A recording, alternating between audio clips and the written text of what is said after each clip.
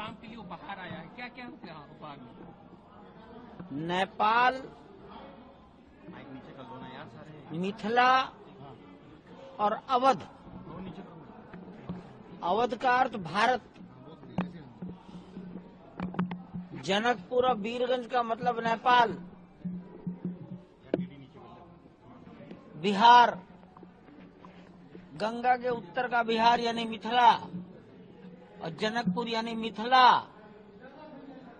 तो जनकपुर यानी नेपाल,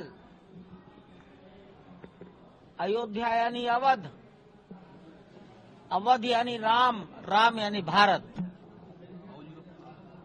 तो नेपाल और भारत के रिश्ते ये त्रेता युग से चले आ रहे हैं। त्रेता युग कितने साल पुराना है ये विद्वान लोग जाने। मैं तो इतना ही जानता हूं कि राम जिस काल में पैदा हुए, जानकी जी जिस काल में जन्म लिए, महाराजा दशरथ और महाराजा जनक का काल वो त्रेता युग है। वाल्मीकि त्रेता युग में हुए, उसकी आयु मैं नहीं जानता, वो विद्वान लोग जो कह देंगे मान लेंगे। तो हमारे रिश्ते इतने पुराने हैं।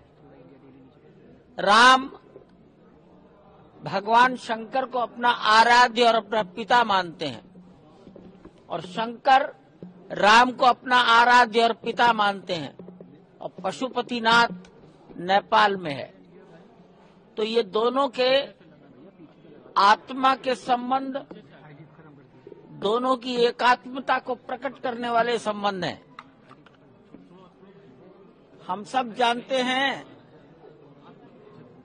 कि छोटी उम्र में राम को ऋषि विश्वामित्र, महर्षि विश्वामित्र अपने साथ ले गए यज्ञ की रक्षा के लिए। 2 भाई गए थे, लक्ष्मण भी गए थे, और यात्रा करते करते वो जनकपुर पहुंच गए। और आप सब जानते हैं कि वहां से फिर चारों भाई विवाह होकर आए। इसके जितनी बातें हैं ये अयोध्या के संतों से आप जान लें।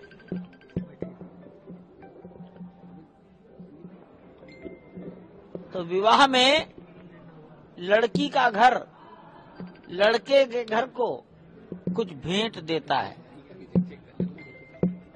मिथिला में उसी को भार कहा जाता है। भार का मतलब एक लाठी,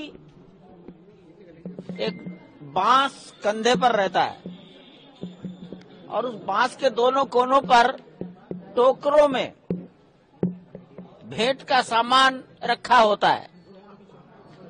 तो ये ऐसे भार लेकर जनकपुर, वीरगंज, मिथिला, ऐसे नेपाल का समाज, राम भक्त समाज 500 की संख्या में। मेरे लिए बड़ी आश्चर्य की बात थी, इतनी बड़ी संख्या कैसे आई। आज सवेरे शायद 4 बजे आए हैं, 2 बजे। तो रात के 12 बजे के बाद से आना शुरू हुए, सवेरे 4 बजे तक आते रहे। ये भगवान के लिए, राम के लिए, कन्या पक्ष के लोग वर पक्ष के लिए अपने भार लाए हैं। भार यानी भेंट, भार यानी उपहार। उपहार